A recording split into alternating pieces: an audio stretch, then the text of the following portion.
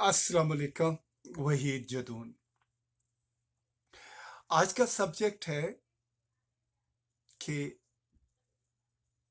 जब पाकिस्तान के अंदर कोई भी क्राइम होता है या कोई भी वाकया होता है, थाने से लेकर अदालत तक और अदालत के फैसले तक किस तरीके से ये तमाम सिस्टम वर्क करता है। पहली बात यह है कि जब भी किसी पे ज्यादती होती है, आधे से ज्यादा लोग तो थाने जाते ही नहीं है, बिकॉज एक इतना ऐसा फियर कायम हुआ हुआ है कि आप थाने जाएंगे और आपकी कोई दाद रसाई नहीं होगी और एंड ऑफ द डे आप डिसरिस्पेक्ट भी होंगे, क्योंकि ये एक फियर कायम कर दिया गया है। जो लैंग्वेज इस्तेमाल होती है थाने के अंदर, वो महज़ब जबान नहीं होती। अगर कोई आदमी चला भी जाए और वो जाके अपनी रिपोर्ट करवाए, अपनी शिकायत दर्ज करवाए, तो क्या होता है कि पहले तो थाने के अंदर उसके साथ हील एंड डील शुरू हो जाता है कि अगर हम आपका ये काम करेंगे, आपकी एफआईआर लिखेंगे, तो आप किस तरीके से, मतलब एक एक ट्रेड शुरू हो जाता है, एक बिजनेस शुरू हो जाता है। वो mostly, but I am sorry to say this would happen, because वो ये कहते हैं कि कोई मुर्गा आ गया है, मतलब इसको आप जितना निचोड़ सकते हैं निचोड़े, और जिनके खिलाफ वो रिपोर्ट जमा कराई जाती है, वो तो उन लोगों से तो ज्यादा निचोड़ा जाता है। खैर, जैसे भी हालात हों, जिस तरह की भी चीजें हों, करते करते ये मामला अदालत तक चला जाए। अब अदालत के अंदर अब वकील आ जाते हैं। वकील उस केस को लटकाना शुरू कर देते हैं।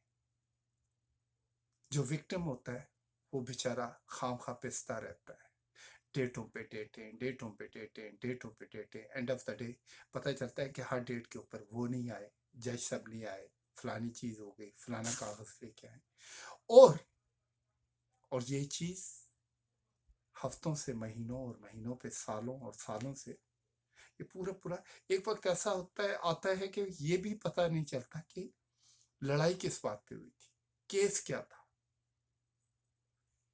ये तो वहां होता है।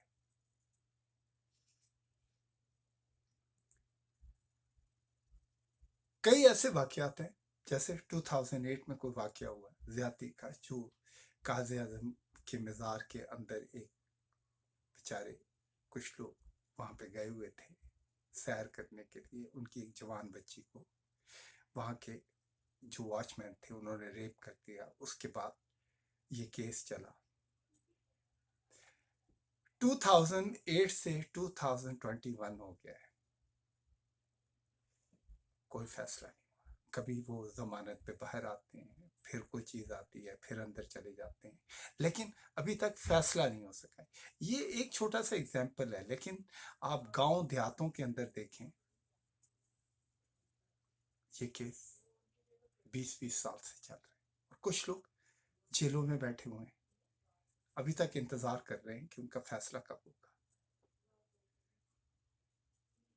हमारा अदालती निज़ाम बहुत ज्यादा कॉम्प्लिकेटेड है, and I am sorry to say that जो हमारी काजी साहिबान हैं, जो हमारे जज हैं,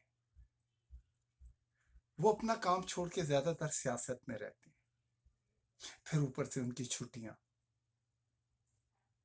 आप जब भी किसी भी अदालत में जाएं, पता चलता है जी जज साहब छुट्टी पे हैं, जज साहब आए नहीं है।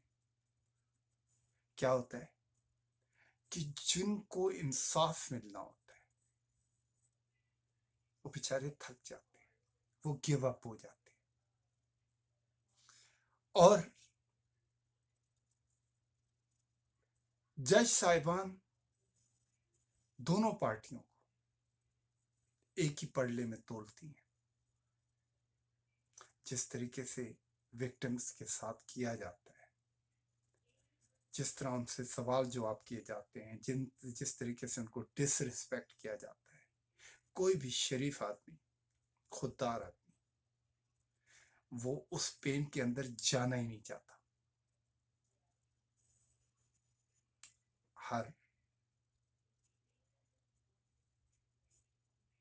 कोई भी गवर्नमेंट पूरा अपनी टर्म पूरी नहीं करती और बीच में चेंज हो जाती है, और जो वो फैसले करती है कि जी हम इम्प्रूवमेंट करेंगे, हम एक रिफॉर्म लेके आएंगे, वक्ती तौर के होते हैं, बस थोड़ी देर के लिए हलचल होती है, लेकिन उसके बाद वैसे का वैसा जैसा निज़ाम पिछले 70 साल से चल रहा है। होना तो ये चाहिए कि अगर कोई ज्यादती हुई है, कोई जुल्म हुआ है, कोई अनजस्टिस हुआ है, विद इन 1 वीक के अंदर फैसला सुना दिया जाए, ताकि किसी को हिम्मत ना हो कि वो किसी के साथ ज्यादती करे। इतने इतने संगीन केसेस होते हैं जिनको सुन के इंसान कानों को हाथ लगाता है, लेकिन उसके करने वाले कुछ महीनों के बाद, कुछ हफ्तों के बाद बाहर रोड में नजर आते हैं। तो ये मुआशरा किस तरह महफूज हो सकता है कि कानून तोड़ने वाले दोबारा रोडों पे आ जाए, क्योंकि उनको शेरी मिल जाती है। और इसमें हमारे सारे सिस्टम की गलती है, हमारे जज साहिबान की गलती है, क्योंकि 50,000 केसेस हैं और सुनवाई नहीं है।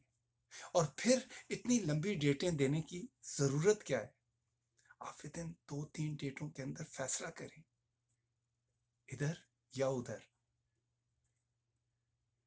इसीलिए लोग अदालत तक नहीं जाते, क्योंकि वो इस कोफ से बचना चाहते हैं कि जी आप शहर से बाहर नहीं जा सकते जब तक फैसला नहीं हो सकता, चाहे आप ये नहीं कर सकते, आप रात को अपनी फैमिली के साथ हैं, बैठे हुए हैं, या आप किसी काम पे हैं, जॉब पे, जी अदालत ने बुलाया आप आ सकते हैं। जबकि आप पे ज्यादती हुई है, और आप जनाब कि अगर आप नहीं आएंगे तो आप तो इन्हें अदालत के मुरतकब होंगे, आपका फैसला आपके खिलाफ हो जाएगा। इस किस्म की ब्लैकमेलिंग होती है।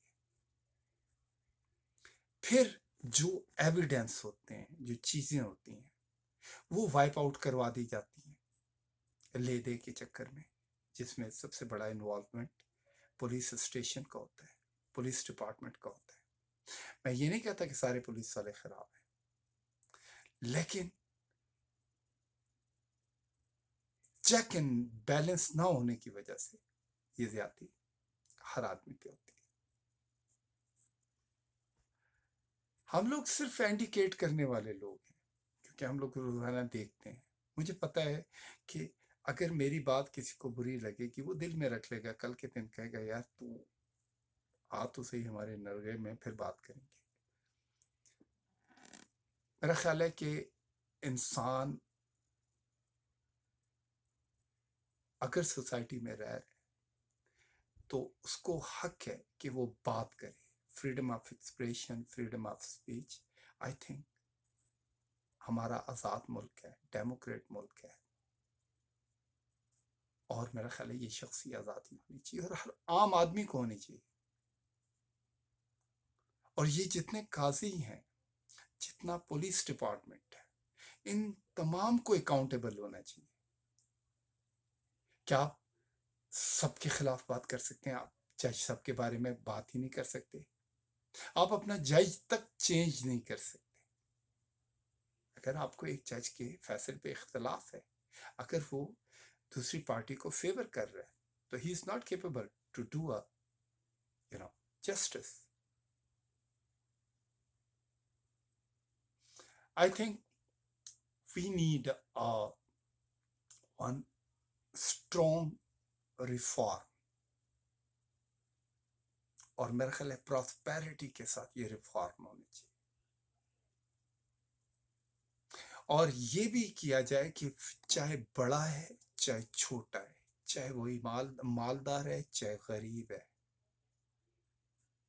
اگر کسی نے بھی کوئی زیادتی کی ہے وہ قانون سے بالا تر نہیں،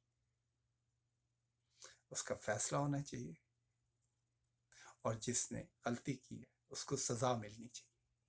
اور میرا خیال ہے یہی ہیلتھی معاشرے کے اندر امپورٹنٹ چیز ہے۔ اگر آپ ایسے لوگوں کو جو جرم کرتے ہیں، معاشرے کے اندر بگاڑ پیدا کرتے ہیں، آپ ان کو روڈ پہ چھوڑ دیں گے تو وہ تو اور نقصان کریں گے۔